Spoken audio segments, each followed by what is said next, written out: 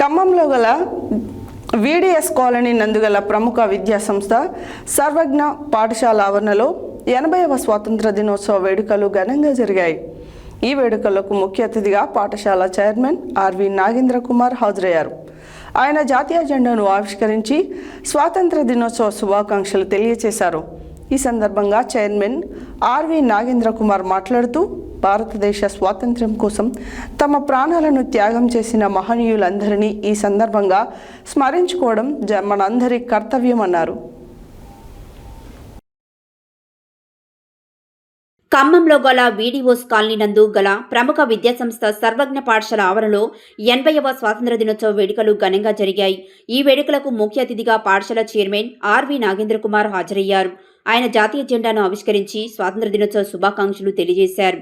ఈ సందర్భంగా chairman RV Nagendra Kumar మాట్లాడుతూ, భారతదేశ స్వాతంత్ర్యం కోసం తమ ప్రాణాలను త్యాగం చేసిన మహనీయులందరినీ ఈ సందర్భంగా స్మరించుకోవడం మనందరి కర్తవ్యం.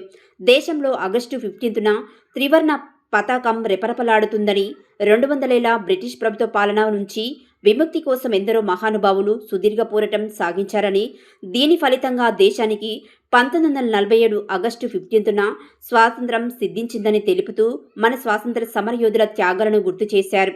మనం భారతదేశంలో పుట్టడమే ఎంతో గర్వించదగ్గ విషయమని, ఇటువంటి పుణ్యభూమిలో పుట్టిన మనం ఎంతో నిబద్ధతతో పట్టుదలతో చదువులో రాణించాలని విద్యార్థులను కోరారు. యువత దేశభక్తిని పెంపొందించుకునే దేశాభివృద్ధిలో విద్యార్థుల పాత్ర ఎంతో ముఖ్యమని గొప్పగా చాటి చెప్పారు.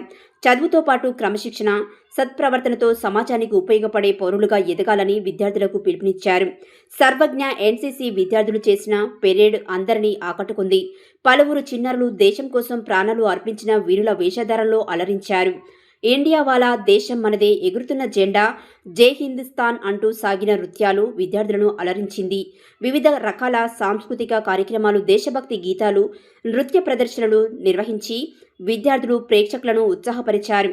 ఈ కార్యక్రమంలో పాఠశాల ప్రధానోపాధ్యాయులు, ఉపాధ్యాయులు, ఉపాధ్యాయేతర సిబ్బంది తదితరులు సిబ్బంది పాల్గొన్నారు.